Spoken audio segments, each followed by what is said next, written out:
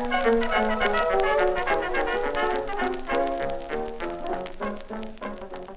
everyone.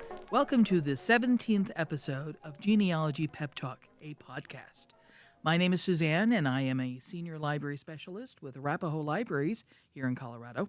I have two other staff members with me who are my fellow co-hosts of this podcast.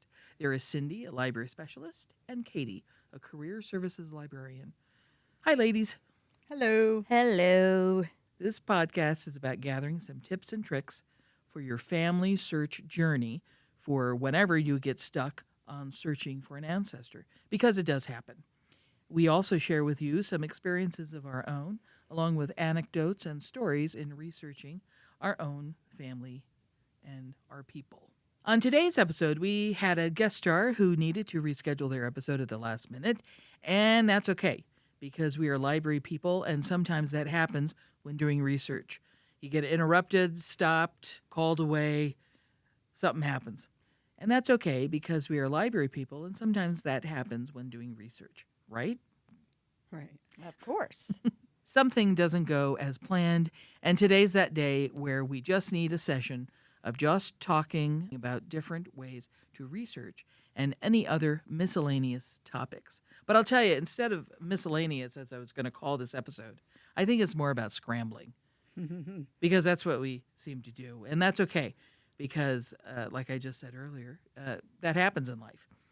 So ladies, what do you have to share with our audience? Well, I've been looking up and doing some research on different societies that are genealogy related. There's several that people have heard of, but there's actually like 26 national societies that are all genealogy related in the U.S. I had no idea that there were that many. There's different countries, research in different countries, like Germany, Czechoslovakia. There's Jewish genealogical societies, French, Afro-American. So there's all kinds.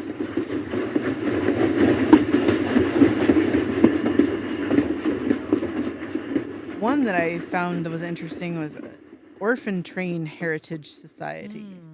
I'd never heard of that. Oh, yeah. So that's Okay. definitely something I would have to do some more research into. Yeah, there's all kinds of different societies out there. Okay, so let's stop for a minute. What is the orphan train, besides a library book? It is a title. I did go to a lecture, a local historical society, this really tiny town, Palmer Lake, which is below south of Denver. I know part of it was that in the Depression, farmers out west were looking for some good help with kids, especially if the couple didn't have a lot of kids in their families. Yeah. What they would do is they would go to orphanages in New York City and just take kids out of the orphanages and put them in trains and take them out to the plains. And then the farmers would come to the towns and pick some of the kids, whether they needed a girl to help in the kitchen or they needed strong boys to help. Yeah. Sometimes the stories ended up great. Sometimes they were not so great. Right. So there's probably a lot more details that I don't know about it. Yeah. But they just kind of picked up these kids for some reason that ended up in an orphanage. Probably a lot of them were immigrant kids, or their parents were very poor and couldn't take care of them. A lot of them, probably their parents had passed on. So if you have a little bit more to add to that you're looking up right now. But I know that's like a basic overall of what the orphan trains were. Because I do know from history is that a lot of people had large families to take care of the acreage, the farm, the ranch, which is kind of interesting. It's, well, you have all these kids, so how are you going to survive? Well, I need all these kids to take care of the farm/ranch. Child labor, basically. Yeah, and then you're still don't have enough money to feed them all because, you have, so it's a catch-22. Yeah, definitely. Yeah. So I looked up the website, and it says that the Museum and Research Center are dedicated to the preservation of the stories and artifacts of those who were part of the orphan train movement from 1854 to 1929.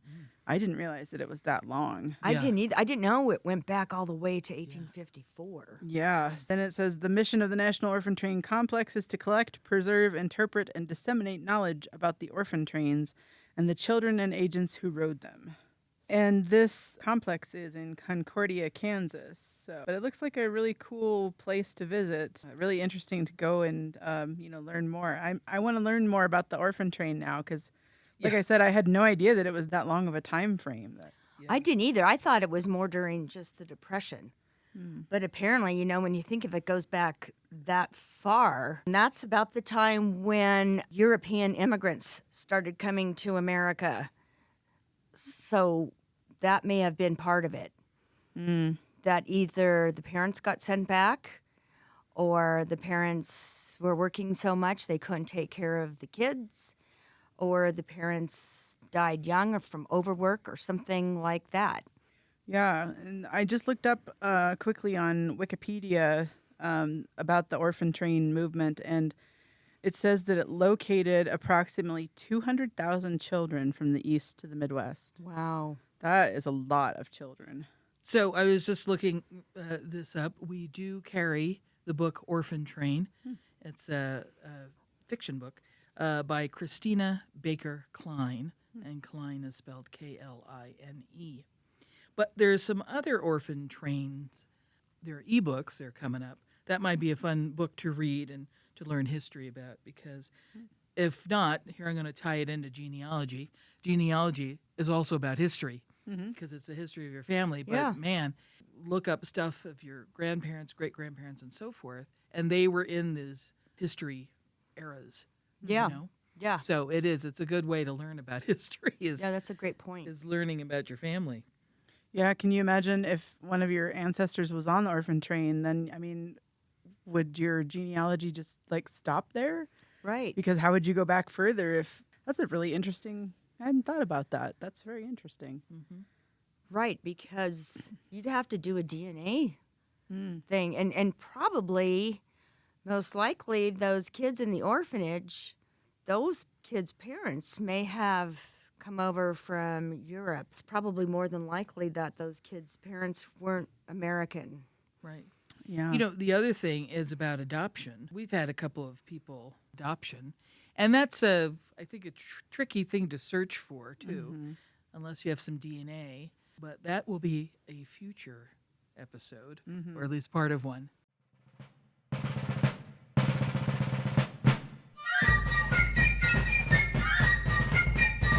Well, as I was doing this research,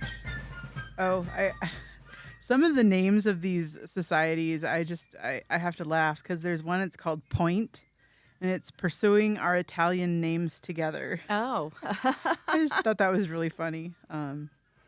But there's a lot of different interesting societies. I was looking a little bit deeper into two societies that are probably most people have probably heard of, and that was the Sons of the American Revolution and Daughters of the American Revolution.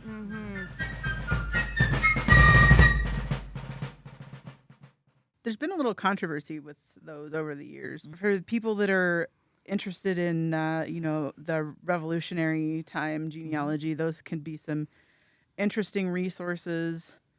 For the Sons of American Revolution, I was looking up your eligibility to how to determine if you're eligible, and I found it really interesting. They're looking for patriotic service rendered between the period of 19 April 1775 and 26 November 1783.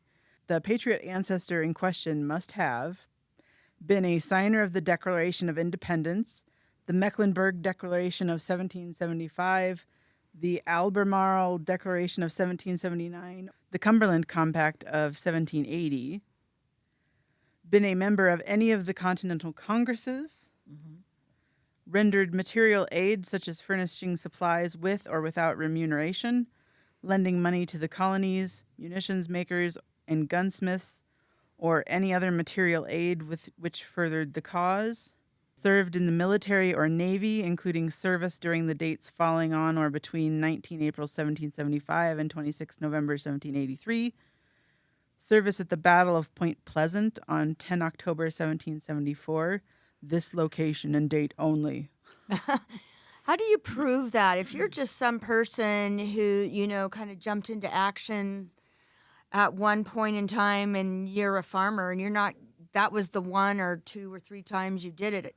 I think it'd be difficult to prove, but I know they're very, very fussy about their membership. They are definitely. That or furnishing a substitute for military service. Been a participant in the Boston Tea Party, Caskia Campaign, Galvez Expedition. Some of these things I've never heard of. Yeah, a lot of them I haven't either. Cherokee Expedition or the Edenton Tea Party. I didn't know that there was a second Tea Party. Been a defender of forts and frontiers or a ranger. Been a prisoner of war, including those on a British ship, Old Jersey, or other prison ships. Been a physician, surgeon, nurse, or otherwise rendered aid to the wounded. There's a bunch more, but I just found that was really interesting what the criteria are. They're very specific, and like you said, they are very strict about that. Yeah, they are. Yeah. And I thought it was interesting that it was founded in 1889, Wow.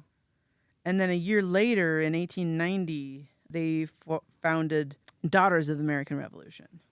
I suppose in 1889, it was 100 years later, so that's not really a huge time frame, and it'd be like, oh, great-great-grandpa was Right. there. So that was probably a lot of hearsay rather than paperwork. Right. Yeah, it would definitely be interesting to do a little bit more research on, how you prove those things. And I mean, I'm sure that there are military records. One of the criteria was your ancestor was a clergyman or something. And it's like, or, you rendered aid. Like, how do you prove that? Yeah. Like, Right. How do you do you prove have- you were a nurse? Yeah. Do you have receipts for that? Yeah, I mean, yeah. I wonder, it would be really cool if we could talk to somebody who was actually a member of the organization and, just get an inside look to see Yeah, if see you, if there's anybody, find somebody who's a member of that and what they had to do. Mm-hmm. Probably they have paperwork from back, or probably they're like great-great-grandfather or grandmother has Right. joined. Their family has been a member of it for probably a couple generations. That's a big research. We'll have to figure that Yeah, out. yeah. But it we might can be run interesting. across somebody. Yeah. That would Yeah. be interesting. Yeah, it would be. And maybe we could even find like an interview with somebody or something. But yeah, that would definitely be an interesting topic because, you get to those big historical times, and there's not necessarily the Right. genealogical records that we would Yeah. have today. So, Right. there's tons of historical information, but then like, how do you Prove it. prove it? Like, Right. I mean, you got Mom and Pa's Bible or, something like, and how trustworthy is that? How So- accurate. It's funny because on my mother's father's side, John was born in 1838 Philadelphia. So there is that. So, and he did have a Navy card or enlistment. So around the Civil War time, like 1861 or so. So I can say, informally that he was a son of Civil War. If that's such a thing. I don't even know if that's a club or a group. But I'm sure it is That's the someplace. problem, though, is, trying to get back to that information of trying to find that, because I'm still struggling to find his, John's, correct father, who is the progenitor, which, as we know, is the immigrant ancestor. So there's one other society that I personally would like to research a little bit because I believe that I do actually have an ancestor that came over on the Mayflower, and that is a Mayflower Society. Their website says it's the mayflowersociety.org, and it says, in 1620, a brave group of 102 men, women, and children sailed across the Atlantic on the Mayflower in search of a better life. So dramatic. So in 1897, the Society of Mayflower Descendants was established to pay homage to the Pilgrims through preservation and education. And there's now a network of more than 54 member societies across the world. Wow. That's one that I would like to kind of check out, and I'm I need to go back through my genealogy again, but I'm pretty certain I had somebody that was on the Mayflower. So those were kind of some of the ones that I was looking up. Every once in a while I get a little inkling to look up something, and I was just looking up like what genealogy organizations and are there, and I was really surprised. Of course, the ones I mentioned, there's 26 that are national, but there's a ton more that are, each state has its own organizations and societies. So, Right. some states have like 2 or 3, and some states have like 10. So there's just so many resources. And then your own nationality. Uh-huh. I Right. went to one for the Swedish Historical Society here in Denver.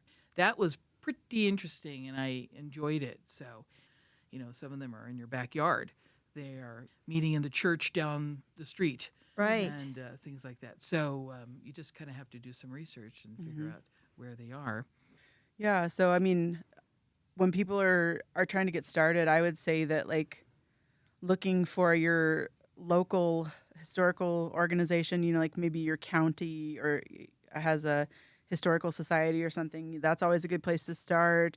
Looking at state organizations, and then, you can always go to the more national organizations. Those are all good places to get some support and ideas and information on how to research, where to research, things like that. So, because it's very different to look up Irish ancestors compared to German ancestors, Right. and Yeah. stuff. So Right. lots of great resources out there, and yeah, I just thought that was really, really fascinating. Yeah, it is. Yeah. I think local is probably good because if you go to national organizations first, it probably gets really overwhelming. For sure.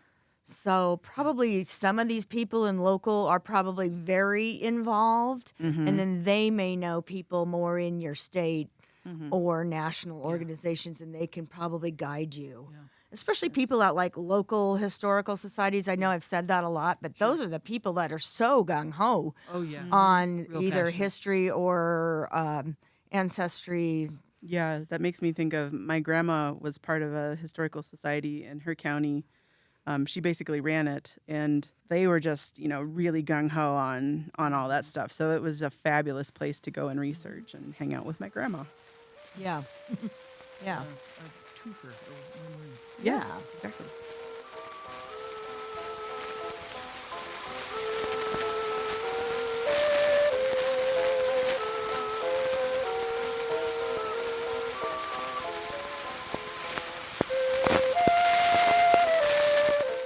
So, speaking of winning, Cindy, did you find any winners for some miscellaneous subject? Yeah, I found some interesting stuff. So I was just going through some different websites, and there's one that I found. It was called The Golden Rules of Genealogy. And this is probably more for beginners, but there's like 10 of them. But I will just go through just a few that I thought were pretty interesting. One of them says, research from a place of I don't know. It says, your genealogy research will likely run counter to your cherished family stories. Yep. It will upend your preconceived notions about certain events and people in your family. It will change the way you think about your ancestors. And this can only happen if you research with an open mind and take off the blinders of what you think happened. So kind of start from zero and say, oh, that probably really didn't happen, or it didn't happen the way grandma told it, or something like that. So I thought that was a pretty good idea, just to say, let's try to prove that story, or maybe it didn't really happen. I like this one. Work and think like your ancestors. It says your ancestors were probably resourceful and developed tools and skills to get what they wanted. They were most likely not educated per se the way that we are, but they did have street smarts and knew where to go so they could learn new things. It says also make sure you have a plan. Your ancestors didn't just wake up one day and say, oh, I'm going to America to make a better life. They had a plan, and they had a network of people that helped them. So that might be something like, how did they get here? How did they get the money? That kind of stuff. Also, you do not own your ancestors. It says researching your roots can create emotional connections to not only your ancestors, but remember your ancestors are also ancestors of many, many different other people. So if you become possessive, don't fail to realize that this third generation great grandpa is likely the ancestor of dozens of other people. So, in short, remember your cousins are out there too. Yeah, so I thought that was pretty interesting. And then I ran across some other myths, like all the records you need to know about your family are online. Somebody has to put them there. Right. So there's all these resources. Every time I go to like an ancestry website, it says we just added 2 million more records. It's because somebody has to put them there. And if it's in print, it must be true. Somebody can misread them. That handwriting can be pretty difficult. So if it's the same surname, it must be a relative. Even though it's a weird surname, it may not. And also citations are just for professionals. Always try to cite your sources, because when you try to go back, as Suzanne has said a million times, if you try to go back and try to find it, if you don't source it, you're not going to find that web page. It's going to be so difficult, and then you're just going to be so frustrated. So always cite the source where you came from. When I do a page on, say, my grandma's family from my mom's side, I'll go and list like this relative, her mom. Then I just go and try to copy and paste that website where I found this census or something like that, so I can go and link that page. So I don't have to go say, yeah, I remember where I saw that, but Right. geez. Yeah. Even if I find that same census thing on two different kind of links, I'll put both of those links there. Yeah. Just Good in idea. case one dies out or becomes a dead end, or you get that dreaded 404, So those are kind of some tips that I'm Yeah. trying to work on. Yeah. So And that they're kind of- great tips. Yeah. Because, you need some rules sometimes. My rule is to print everything out and then make sure that I have scads and scads, piles of paperwork at home. That's my rule. Anyway, speaking of paperwork, my scrambling miscellaneae, one of the miscellaneae, was having to do with Arapaho libraries. On our website, you will see research. That's a tab. You'll click on it, and then you can go to online resources.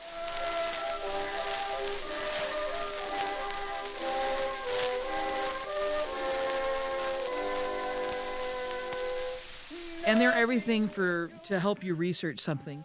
And there's a couple that are classes. Courses are called Gale courses, and that's GALE courses. These are courses that are 6 weeks long, and I've taken a few, and there's only one genealogy, and now there's another writing one that I want to take. The genealogy one is called Genealogy Basics. And what's interesting is that this course, you get your assignments Wednesday and Fridays, and you do what it says, and unless they've changed, but from what I remember, you have about 2 weeks to do all of these assignments. And there's no grade, so there's no pressure, but it's just fun, and it's just another class to take to kind of, help your personal enrichment. There is a discussion board with an instructor, and then you would answer the instructor's questions, part of the discussion, or you'll just, chat with your online mates to talk about whatever the subject is. But under Gale courses, look that up if you're interested, and it's free because you have a library card with us. You'll go to personal development, and then under that, it's personal enrichment. 2 of these just happen to be under personal enrichment. The first one, like I mentioned earlier, is Genealogy Basics. And then the second one, which I really want to take, and I'm trying to convince, and I think I've convinced my coworkers here, my buddies, to let's all take it together. But it's called Write Your Own Life Story, because that goes hand in hand with genealogy, right? Yep. You want to write down stuff that you remember right now. I'm kind of excited to take that because I think that'll help us as genealogists to kind of do our own in a way, and then we can pass it on to whomever in the future. So, Gale courses go to personal development and then personal enrichment, and the 2 courses are Write Your Life Story and then Genealogy Basics. So, that's my contribution, my scrambled egg find, and you're welcome. As always, these links will be posted in the show notes below the podcast. So you will always be able to click on these links. Well, I think we hit a lot of subjects here. This was a throw together type of episode. So thanks for having patience with us as you were listening. And hopefully you didn't drift off into nap time. So with that said, if anyone else has anything else they want to throw into the mix? No, I'm just I don't looking think forward. so. I think that might be this was kind of a fun kind of potpourri. That's right. Yeah. Another I'm potpourri. looking forward to our class and seeing what I can learn. And Yeah. Yeah, I think that'll be fun. And then, audience, we will get back with you and we'll maybe share some samplings of some of this stuff and we'll tell you how it went. Yeah. Because that's something to look forward to. Won't be the next episode, but maybe a couple down the road. Yes. So don't get too excited. It'll take forever. yeah, don't be impatient. That's right. Okay, well, I think that wraps it up. Yep. So, as you know, you probably know this by heart now, we have a disclaimer.